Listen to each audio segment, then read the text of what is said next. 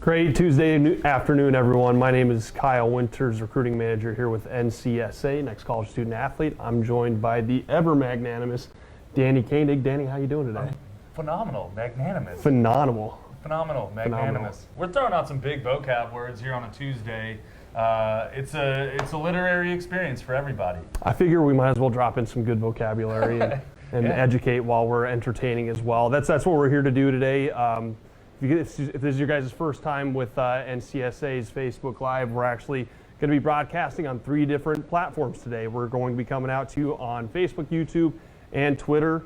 We're going to be discussing a couple topics and going over a little bit of recruiting information and taking some questions from you guys. But before we go into that, if you guys have any questions, feel free to drop them down in the comments section on Facebook, YouTube, Twitter, and we'll be going over those questions at the end. Just make sure that we can cover anything that comes up for you guys, whether it has to do with the topic or whether it has to do with anything not involved at all. So today's topic, I think it's a really interesting one. It's not something that really gets talked a lot about in recruiting, and it's probably not super clear to most people how it works, what goes into it, what factors are present within it, and it's really just talking about eligibility in general. So Danny, you were a college coach. You probably dealt with a little bit of the eligibility situation. What are your thoughts around just the eligibility process and what it looks like and what families need to know? Yeah, I think it's a good point. It's not really talked about. It is something that families need to know about. It is something that everybody that has been offered a scholarship that you see play on TV has been through, right? So there is no exception to the rule. What we're here to talk about is what that is, really, what the functionality is for student athletes as it relates to recruiting and the NCAA, and what really you're looking at in that regard. So basically, we categorize the Eligibility Center for scholarship athletes and then non-scholarship athletes, and by that I mean Division III, where they are enabled to offer you a scholarship. Division I and Division II are in a slightly separate category when there is money involved. There are measures that college coaches in the NCAA takes to ensure that everybody is on pace to graduate, and that's the Eligibility Center. Yeah, and one really big, huge distinction that we should make is that probably a lot of the people who've gone through this process maybe 15 years ago, 20 years ago, or parents out there who went through the recruiting process way back, there may not have been an Eligibility Center, and it used to be when I was in high school, and I assume probably for you too, it was actually called the Clearinghouse. And what the Clearinghouse was, if you guys aren't familiar, the NCAA actually had a third party make sure that student athletes were actually eligible to play at the collegiate level. The NCAA, some years back, wanted to take that process more in-house and handle it themselves. Thus, we have the NCAA Eligibility Center. And so just understanding what the NCAA Eligibility Center's function is probably a good starting place, and just knowing what they do, what factors are in place for the NCAA Eligibility Center, what that actually has to do with recruiting. Those are a couple really good jumping off points. And so you can probably talk to this in some length as far as what the NCAA Eligibility Center actually does, what their function is within the recruiting process for college coaches, for student athletes, for the NCAA in general. If you can talk a little bit more about that.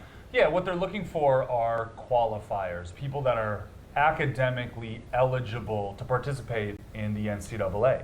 And through that, they use the Eligibility Center. It's actually a reference point for college coaches that are able to offer scholarship to utilize that to determine an athlete's eligibility.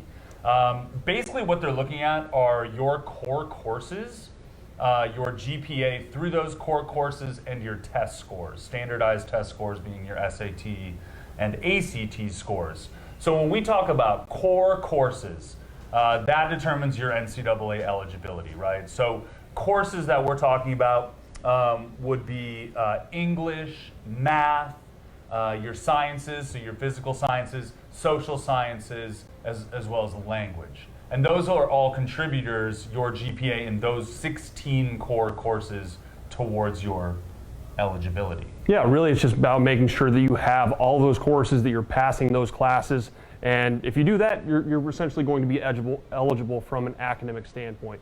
The other big piece of this, which really doesn't come up very often and really shouldn't for most student athletes, is just having your amateur status intact. What that means is just that you have not received any money to play your sport. And so that really doesn't come into play for most student athletes. You might see it in some places like golf, tennis, not to get in the weeds, but There are situations where you can take a certain amount of money that from earnings and tournaments you've played in. But overall, just making sure that a student athlete has not received any money to play their sport.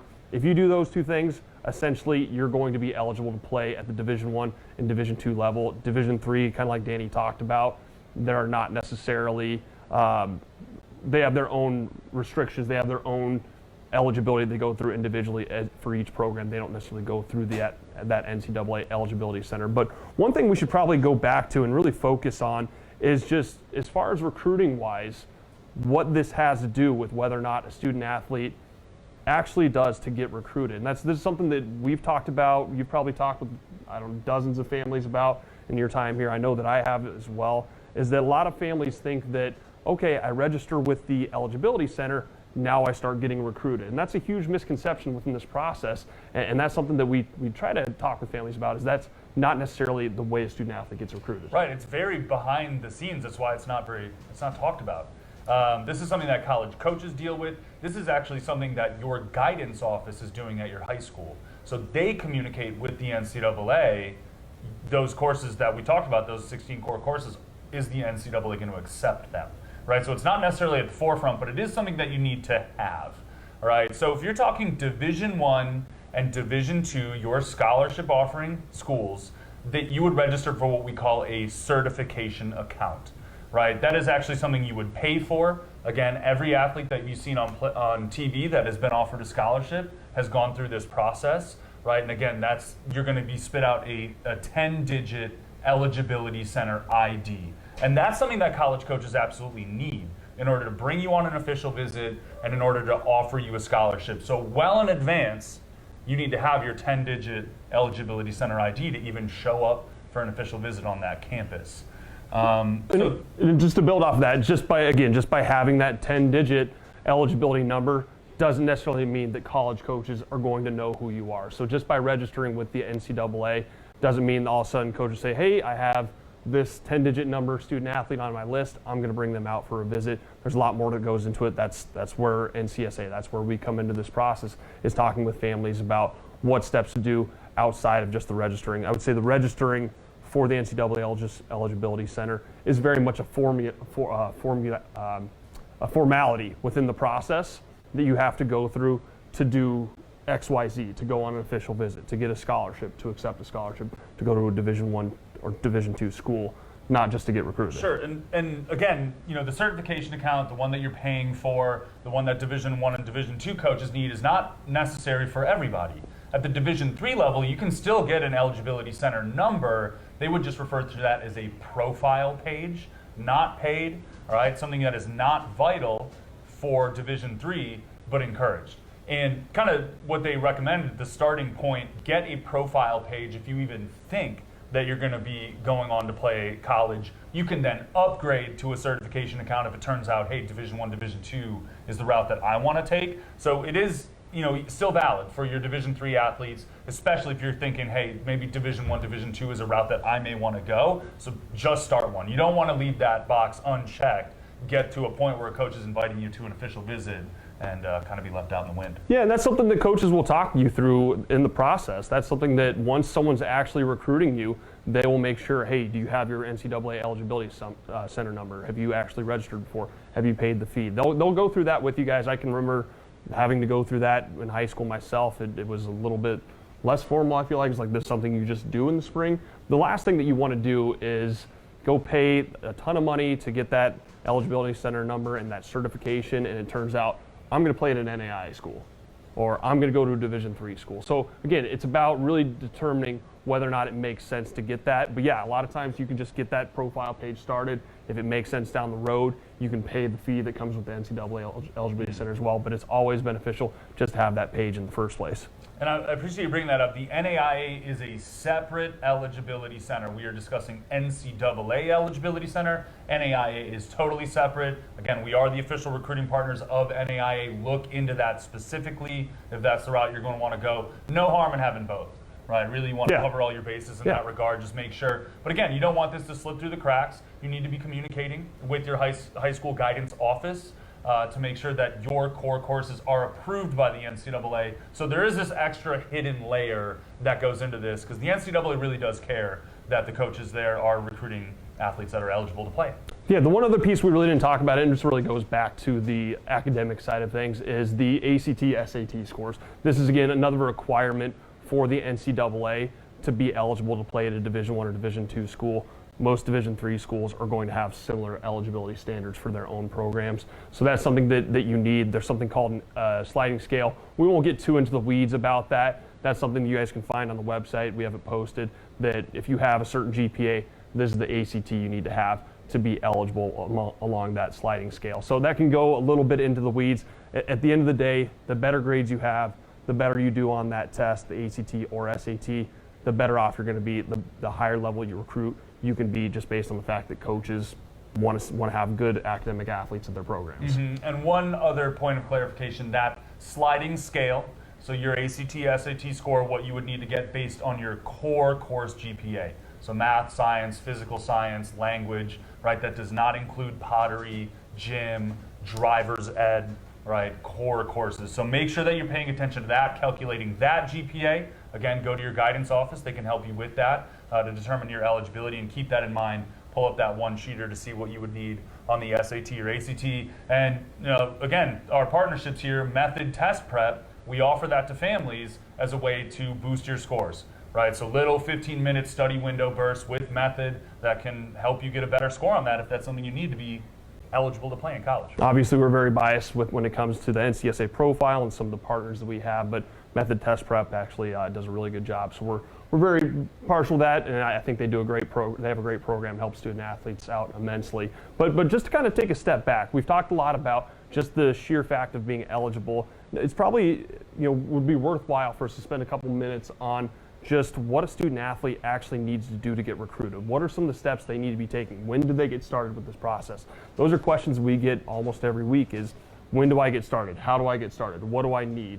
How does this even work? So it's probably worth a little bit of time just to talk about some of those types of questions. Yeah, again, and we talked about that profile page. If you think that college sports is for you, get that started, right? You don't want to leave that hanging out there. Again, just asking the question. What's out there? What is available to me? What might I be interested in? You want to control the process moving forward, and we're here to help you with that. So determining best fit, that's something that we're going to dive into next week. How to find that best fit college is a good approach for starters to get a feel out for what's available and what you might be interested in, and then starting to put some feelers out there for what coaches might be interested in as well. Yeah, and again, I'll go back to us being a little bit biased, but having the NCSA profile in the first place, just a place where college coaches can come find your information, having the video, being proactive, knowing what types of schools would be looking for a student athlete like yourself. Those are all going to be big keys within this process that, generally speaking, take some time. It's not an overnight process. Hey, junior year hits, I decide I want to play in college. I reach out to 5 schools just find me, and all of a sudden I get scholarship opportunities. That there's a lot of lead up going from typically freshman year to that point junior, senior year when you're getting that scholarship offer, the roster spot, to actually being someone who's playing in college. Yeah, and I think time is one that we always talk about. You cannot start this early enough. The NCAA considers you recruitable at age 13. And of course, you're going to go into your high school season, your club season. College coaches have a season where recruiting kind of dies off. So there's really limited windows of time where you can actually connect, right? And you want to make sure that you're taking necessary steps to be in control of that process. So if it's even on the table, if it's a question, just start asking questions. Come to us to learn a little bit more about that, what you need to be doing. You can register with the Eligibility Center. There's no harm in starting a profile page. And then again, we're here to help you guys get those questions answered and make sure you're pointing in the right direction with that. Absolutely. You have anything to add on just getting recruited in the first place and eligibility? It's not very glamorous, but it's necessary. So just, you have to do it. Just start that. Coaches are looking for that. They're going to ask you. You don't want to get caught off guard and kind of look foolish. If you don't have that ready to rock, be an expert in your own field. Yeah, that's a really good point. Just the recruiting process in the first place isn't necessarily very glamorous. No. The result that you see the person on signing day with the hat signing their piece of paper. That looks very glamorous, but the lead up to that is a lot of just grind. It's just a lot of footwork trying to get yourself to that position in the first place. So don't necessarily look at the end result and assume that just is going to happen. keep it in mind that there's going to take a lot of steps to get you to that point. So we have a couple questions coming in here. Again, if you guys have any questions, throw them in there. We'll be answering them. We have a couple in here. Lawanda is commenting and asked a couple questions. Lawanda is our #1 fan, well above my parents, David's parents. I don't know about Danny's parents, but she's great. Her son is playing football in college, uses NCSA. But she mentioned here, don't forget the NAI or the NJCAA, which is junior college we talked about. And she asks, how do athletes get scholarship offers? And then you hear that they didn't qualify when it comes to their freshman year. So maybe you can expound on that a little bit, Lawanda, but maybe it sounds like they got a scholarship offer, but then ended up maybe being not academically eligible is kind of what it sounds like. So maybe if you want to talk about that a little bit more detail. I don't know if that's something you came across as a coach at all. Occasionally, non-qualifiers, somebody that the NCAA does not say fits into what they're looking for. So again, that sliding scale with your core course GPA and the ACT, SAT scores, maybe you didn't fall within that. Maybe you failed a math class. Maybe you took a course that was not NCAA eligible. There are ways around that. Some families choose to reclass, back it up a year, take that extra course. Some people can do summer courses. I've dealt with that as a coach. Hey, I need to make this up. I didn't do so hot my freshman year. I'm going to get a better grade on that for an eligible course. There are a lot of factors that go into that. Being a non-qualifier doesn't mean that you are totally out in terms of participating in the NCAA. That's, again, just something you need to come back to your guidance office. You need to communicate that effectively with college coaches. They're going to know the deal. They'll be able to help you out with that. Yeah, and in junior college, I don't know if you touched on this a second ago, but junior college is a great route for student athletes who are maybe not going to qualify or their grades aren't quite in the place where they need to be for a four-year school. So junior college is a great route. If you're non-qualified, you go get your 2-year associate's degree. Similarly, with a student athlete who's in freshman year, maybe wasn't eligible, maybe is going to be held back and not necessarily get the opportunity sophomore year. That's something that we work with a lot as well, is student athletes who go to a 4-year school, end up transferring back to a 2-year school for 2 years and maybe transfer to a 4-year school after that. So there's a lot of different options there. There's a lot of different routes the student athlete can go. Again, that's something that we talk about. Ideally, you want to be going to that school where it's going to be the perfect fit right away, but obviously nothing's perfect when it comes to this. Good example of that, if any of you are familiar, on Netflix, Last Chance U is a great real-life example of student athletes that are looking for that chance to go on and play at a 4-year school and kind of the troubles that they've dealt with in their past just to get there. That's a good example for that, but very possible. Cool. Shell asked another question, just kind of going over, and this is a little bit more of a formality, and Danny covered it a little bit, but just asking what year in high school should the eligibility center be completed? And you kind of touched on this, but maybe you can expound on that a little bit more. Yeah, just start. I mean, I think that's an option. Just start the profile page. It doesn't cost anything. That's going to at least put you in that Division III space. You can always upgrade to that certification account. Put some money towards that if you think scholarship is coming your way. At the end of the day, for that Division I, Division II in the NCAA, you need that 10-digit eligibility center ID for college coaches on hand at all times. Yeah, it's not going to hurt you to get it done early. Jocelyn asks a really good question that doesn't really come up all that often, but she asks how important AP and honors classes are in high school as far as NCAA eligibility goes. And really, they don't necessarily play much of a factor in whether or not a student athlete is going to be eligible. You can just take the normal core classes and be just as eligible as any other student athlete who's taking all of the highest AP classes. That being said, some of the higher academic schools are maybe not going to look at a student athlete the same way if they're taking just the general studies, core classes versus taking AP honors classes throughout high school. So that can be a factor when it comes to school. Eligibility-wise, really doesn't factor into it. That's true. But again, your Division III programs, while you don't need that eligibility center qualification for Division III programs, and specifically the admissions department, really pay attention to that stuff. They reward student athletes or students that are applying for putting themselves out there, taking the honors, the APs, the IB courses, etc., knowing that that's maybe a little bit more difficult and could impact your GPA. Again, they are looking for that type of stuff. So if you are looking for that higher academic Division III program, take the honors courses. Quick little anecdote. I'm going to say that this was a huge mistake on my part. Senior year of high school, I decided, hey, I'll take calculus even though I don't need to. Seems like a good plan. Let's go do that. Probably dropped my GPA about, 4.10s, 5.10s. Yeah. When you get a D in calculus senior year, it's going to hurt your GPA. So if you're looking at the AP honors classes and it's going to hurt your student athlete like it did me, maybe don't go that route. Maybe don't take that that extra class when you don't need to. Yeah, I never challenge myself, so I can't really speak. That's to that. smart. I like that motto in life. If you have anything to take away from this, Take the low road. take the low road. Perfect. Awesome. Stacy mentions that she's done their NCAA stuff, but it looks like we won't know if the student athlete is eligible until they go to the school. So when it comes to eligibility, again, you guys can probably check this with your guidance counselor. They don't necessarily approve it per se right away. If you have your core classes, you have the right grades for it, you have your ACT, SAT, you haven't received any money to play your sport, you're going to be eligible. It's not going to be something that's taken away from you. You're going to be eligible. Again, that doesn't mean that you're going to get recruited by any specific school. You actually have to connect with the college coaches at those programs to see if those coaches think you're someone that's, we'll say, eligible to come play at their program. And that's something you can actually check in through your NCSA profile. So you can go to that school's page, you can get a sense for what they're looking for in terms of SAT, ACT, and a GPA. In some cases, college coaches can be an advocate for you. 100%. Communicate with the admissions department, kind of speak on your behalf. There's a little bit of leeway there, but you'll never really know unless you are on the radar for that college coach. Yeah, so when you get that D senior year, if college coaches really like you, they'll pull for you at the admissions department. Speaking from experience. John asked a great question. Does a senior athlete qualify for a baseball scholarship if they haven't registered with the NCAA or clearinghouse? Again, it's the eligibility center. Clearinghouse not necessarily a thing at this point. So I played baseball myself, and so yes, they do qualify for a scholarship. I'm not exactly sure what you mean by that, John. If you want to qualify, we can maybe answer it a little bit more specifically. Really, anyone qualifies for a scholarship, but whether or not you can receive that scholarship and you can go play at that program, you do have to be registered with the eligibility center to receive that scholarship and to take advantage of it and actually play at that program. So as far as getting an offer or receiving it, that can really happen for baseball anytime throughout the process.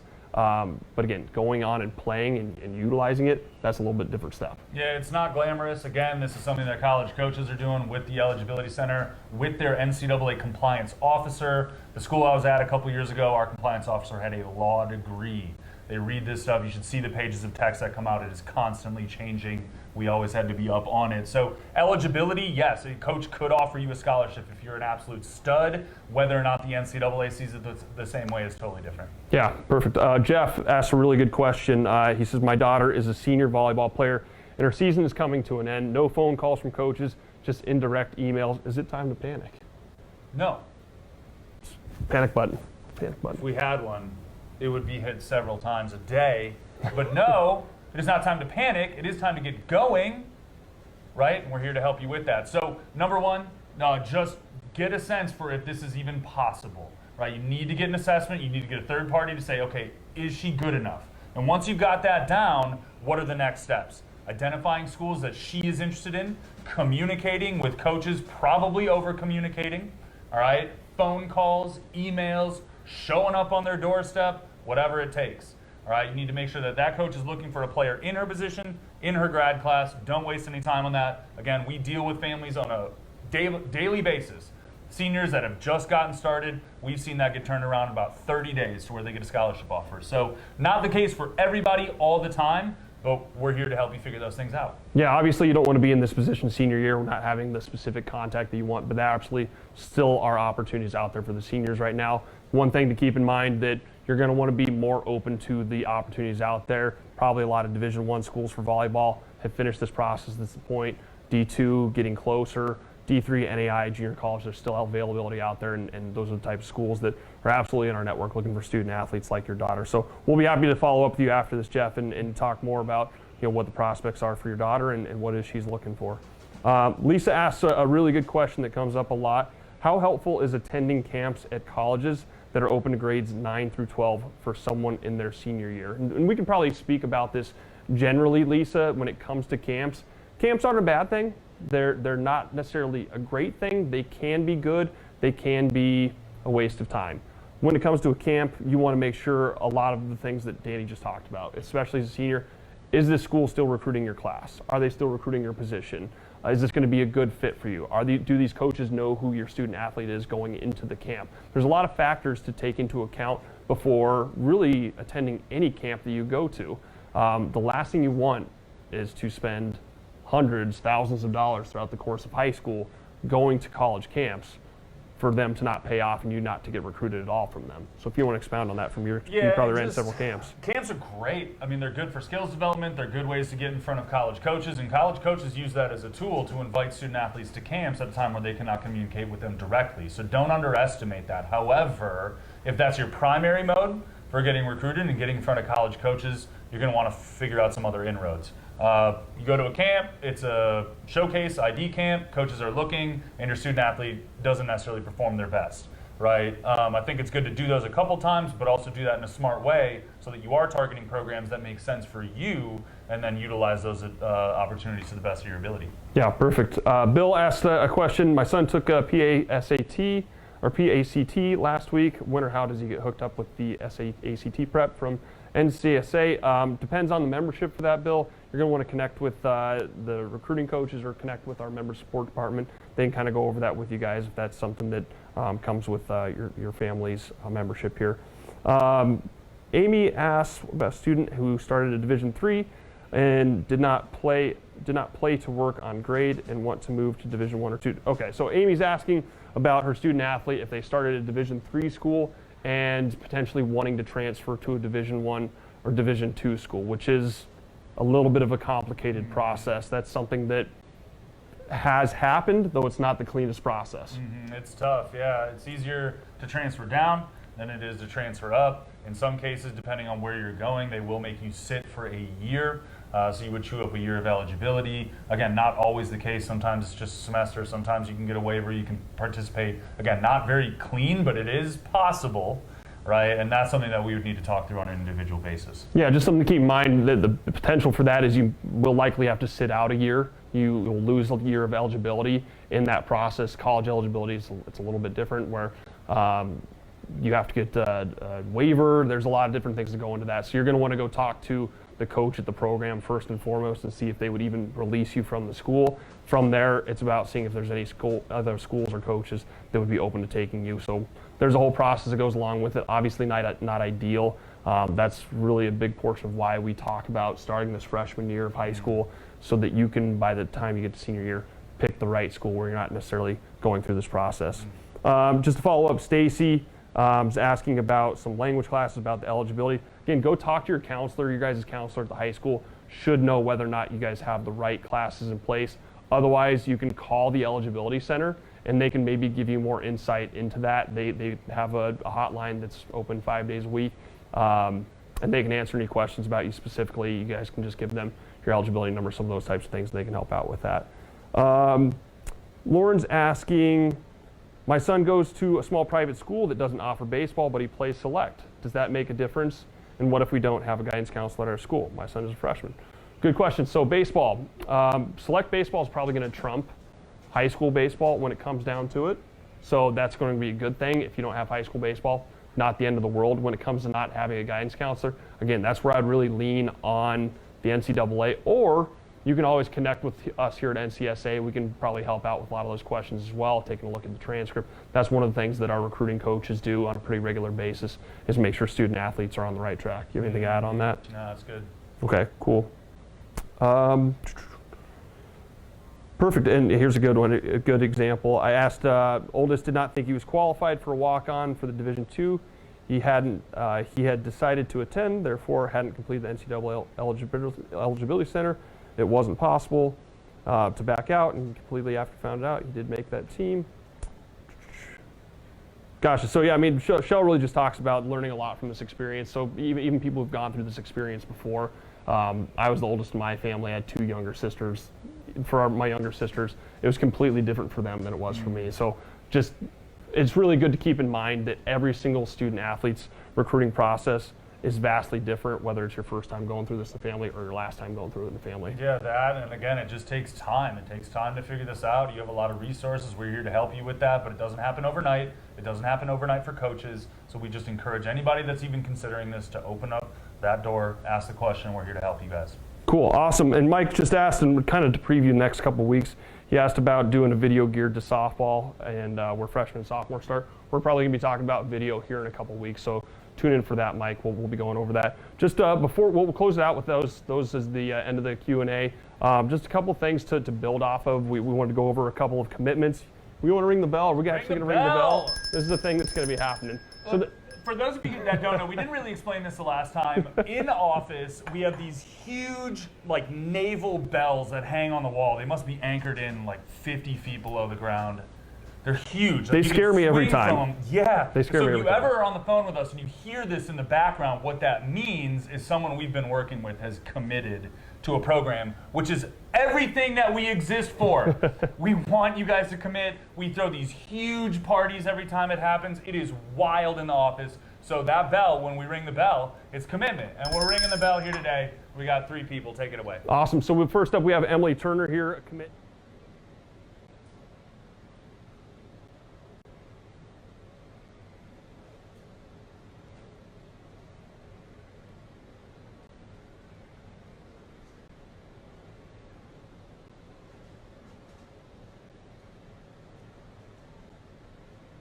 Player out of, is it Canisius? Canisius College Canisius. in the MAC, the Metro Atlantic Athletic Conference.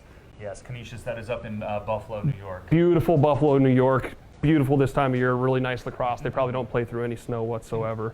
But awesome. We'll wrap it up with that. Just to kind of give you guys a preview, like I said, of the next week, we're going to be going a little bit more into detail about something that's incredibly simple, just like a very, straightforward topic, how to find the right college fit. It should be really easy. Yeah, you would think that. But awesome. But anything to add? Anything to add at the end? No, I mean, I think this is your good. time to develop your sign-off. Again, jeez, don't make me do it on the spot. Look, this is not glamorous stuff. The Eligibility Center, it's not pretty. It's not something that's really gets talked about. It's not going to be your big signing day with the hat and the palms, right? This is something that everybody you've ever seen on Scholarship Playing on TV has been through, and something that you'll probably want to explore if this is something that you're considering. Next week, a little bit more interesting, how to find the school that fits you. This is good. Again, Danny Koenig, Senior Recruiting Coordinator, Kyle Winters, Recruiting Manager here. We do need a catchy sign-off. That is something we will talk about, and I promise you we will have one eventually. Follow us, Facebook, Instagram, LinkedIn, Twitter. We're all on there. We'll be happy to answer your questions there as well. Yeah, I was going to finish off with our contact information. You can find Danny at Coach Danny NCSA, and I'm Kyle Winters NCSA on Facebook. If you have any questions, feel free to reach out to us directly. We'll be more than happy to answer. Otherwise, you guys have a great week. We'll see you next Tuesday.